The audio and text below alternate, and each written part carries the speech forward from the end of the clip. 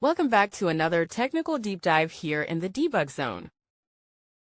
Today we're tackling a big question and breaking it down with us from other users.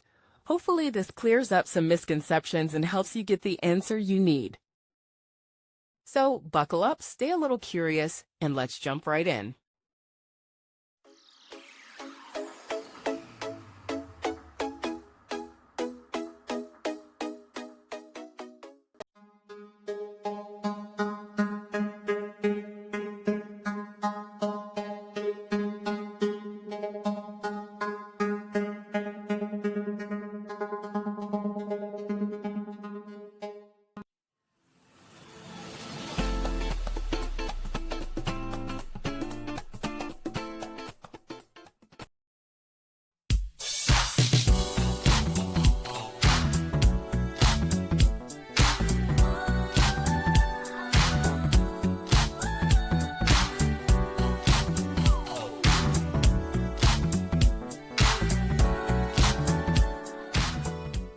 And that's a wrap.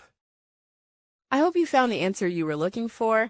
If you did, take a second to hit that subscribe button. It really helps out.